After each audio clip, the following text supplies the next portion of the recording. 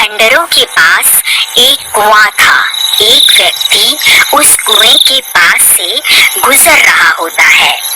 तभी उसे कुएं से बहुत तेज चमकती हुई रोशनी दिखाई देती है। फिर वह उस कुएं में झांक कर देखता है तो उसे कुछ चमकती हुई चीज दिखाई देती है। अरे ये क्या चीज है? ये तो बिल्कुल सोने की तरह लग रही है। फिर वह सूखे हुए पेड़ की मदद से कुएं में उतर जाता है। अरे वाह वाह, ये तो सोने का सिक्का है। लगता है मेरे हाथ कोई खजाना लग गया है। फिर वह सूखी हुई डंडी की मदद से वहां खुदाई करने लगता है। अरे वाह, मेरा शक तो सही निकला। मैं तो सच में माला माल हो गया। फिर वह और सिक्कों के लालच में और गहरा गड्ढा खोद देता है। तभी उस गड्ढे में से एक हीरे की अंगूठी मिलती है। वह उस हीरे की अंगूठी को खींचने की कोशिश करता है तो अंगूठी के साथ साथ पूरा का पूरा हाथ ही बाहर निकल आता है। यह देखकर वह बहुत घबरा जाता है और उस हाथ से अंगूठी निकालकर जल्दी से पेड़ की मदद से कुएं से बाहर निकल जाता है और वहां से भाग जाता है। फिर एक दिन उस कुएं के पास से गुजर रहा होता है। इतनी तेज रोशनी देखकर वह चौंक जाता है और कुएं में झांकने लगता है। तभी वह खूनी हाथ अरे कोई मुझे बचाओ, अरे बचाओ बचाओ। मेरी अंगूठी मुझे वापस लौटा दे, वरना तेरे टुकड़े टुकड़े करके खा जाऊंगा। कंकाल भाई, मैं तो सिर्फ इस कुएं में झांक कर देख रहा था। मुझे नहीं पता आप किस अंगूठी की बात कर रहे हो। कंकाल भाई, मुझे जाने दो। झूठ मत बोल, तूने ही मेरी अंगूठी चुराई है। उसे मुझे अभी के अभी वापस कर दे। हे कंकाल जी, मुझे नहीं पता कौन कमबख्त आपकी अंगूठी चुरा कर भाग गया है। आज तो बाल बाल बच गया, लेकिन वह हाथ किसका हो सकता है? अरे यार, कहीं वह हाथ किसी भूत प्रेत का तो नहीं था? अजी, ये आपके हाथ में क्या है? अरे वाह, आप तो बड़े छुपे रुस्तम निकले जी। ये अंगूठी मैं तुम्हारे लिए ही तो लाया हूँ।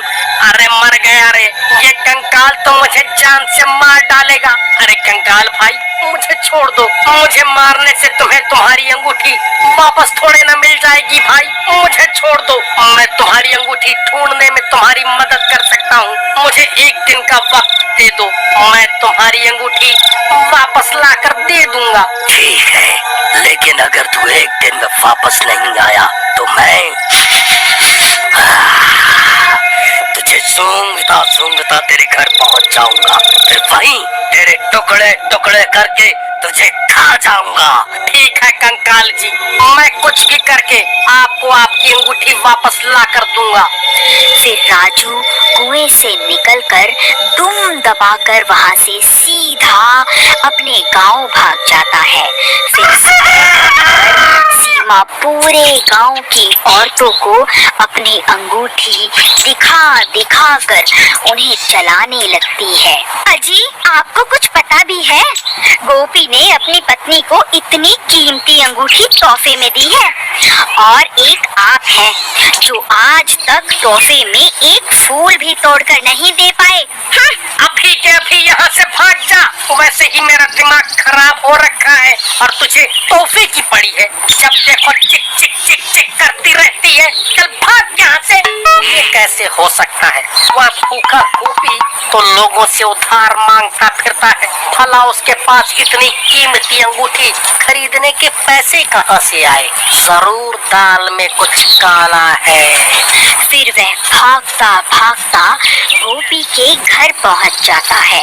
अरे गोपी कहाँ है? जल्दी बाहर निकल। ऐ चोर, कहाँ छुप कर बैठा है? जल्दी बाहर निकल। अरे अरे, ये चोर चोर क्या लगा रखा है? सही तो कह रहा हूँ। जल्दी उस गोपी चोर को बाहर भेजो। और जो तुम ये अंगूठी पहनकर पूरे गांव में घूम रही हो ना, ये वही अंगूठी है जो तुम्हारे पति ने उस कंकाल के हाथ से चुराई है। अरे भाई, क्या हो गया? ये सुबह सुबह इतना शोर क्यों मचा रहे हो? देखिए ना, ये कमबख्त राजू बोल रहा है आपने ये अंगूठी किसी कंकाल के हाथ से चुराई है। अरे नहीं नहीं, ये तो मैं शहर से खरीद कर लाया हूँ। राजू, तेरी इतनी हिम्मत, मुझ पर चोरी का इल्जाम लगाता है? ए राजू, चुपचाप यहाँ से जाएगा या धक्के मारकर तुझे यहाँ से निकालूं? फिर राजू परेशान होकर वापस अपने घर आ जाता है। तभी उसकी पत्नी वहाँ आ जाती है और उसे परेशान देखकर उससे परेशानी का कारण पूछती है। फिर राजू उसे पूरी बात बताता है। अरे दैया रे दैया, हम ये किस मुसीबत में फंस गए। अजी आप अभी के अभी उस सीमा से अंगूठी लेकर उस भूत को वापस कर आओ, नहीं तो रात होते ही वह भूत यहाँ आ जाएगा। मैं गोपी के घर गया था, लेकिन उन्होंने मुझे धक्के मारकर घर से बाहर निकाल दिया। अजी मुझे लगता है वह इतनी आसानी से अंगूठी नहीं देने वाली। मेरे पास इसकी एक तरकीब है। फिर रात होते ही राजू और अनीता गोपी के घर के बाहर पहुंच जाते हैं। वह देखो, ये वही अंगूठी है जिसकी तलाश में हम यहाँ आए हैं। अजी लेकिन हम इसकी अंगूठी उतारे कैसे? अगर हमने कोशिश भी की तो ये उठ जाएगी। तुम सही कहती हो, हम इसकी अंगूठी निकाल नहीं सकते। मेरे पास एक तरकीब है, क्यों ना हम इसे ही उठाकर उस कुएं के पास रख आए जहाँ वह भूत रहता है। वह अपने आप इससे निपट लेगा। फिर वह दोनों धीरे से उसकी चारपाई को उठा लेते हैं और धीरे धीरे जंगल की ओर चल देते हैं। कुछ ही देर में वह उस खंडहर के पास पहुंच जाते हैं। फिर वहां पहुंचकर वह उस चारपाई को कुएं के पास रख देते हैं। अरे कंकाल जी, आप कहाँ हो? देखो, मैं आपके लिए तोहफा लाया हूँ। आप खुद ही बाहर आकर अपनी अमानत वापस ले लो। चलो प्रीतम, हमारा काम तो हो गया। अब यहाँ से जल्दी से निकल लेते हैं। फिर वह दोनों वहां से भाग जाते हैं और एक पेड़ के पीछे जाकर छुप जाते हैं।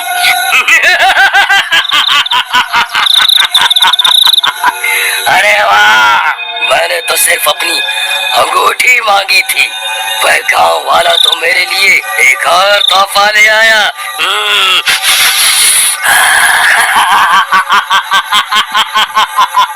ये सीमा कहाँ चली गई? उसकी तो चारपाई भी गायब है। कमबख्त मेरी पत्नी को चारपाई के साथ ही उठा कर ले गया। अरे प्रीतम, प्रीतम तुम कहाँ चली गई? तभी गोपी सीमा की तलाश करने लगता है। अरे भाई, तुमने मेरी पत्नी को कहीं देखा है क्या? हाँ भाई, अभी अभी वो राजू और उसकी पत्नी तुम्हारी पत्नी को चारपाई पर लिटा कर कहीं ले जा रहे थे। मुझे लगा शायद तुम्हारी पत्नी की तबीयत खराब होगी। कहीं वह दोनों उस खंडहर की तरफ तो नहीं गए? फिर वह भी भागता भागता उस कुएं के पास पहुंच जाता है और वहां पहुंचकर हैरान रह जाता है। अरे नास बेटो, मेरी पत्नी को उस भूत के हवाले क्यों कराए? अरे मर गई रे, ये मैं कहाँ आ गई? कहीं ये कोई सपना तो नहीं है? नहीं मेरी रानी, ये कोई सपना नहीं है। मैं ही तुम्हारा राजा हूँ, तभी तो तुमने मेरी दी हुई अंगूठी पहनी है। चलो अब कुएं में चलते हैं, अब से वही तुम्हारा नया घर है। फिर वह कंकाल सीमा को अपने कंधों पर उठा लेता है और उसे कुएं में ले जाता है।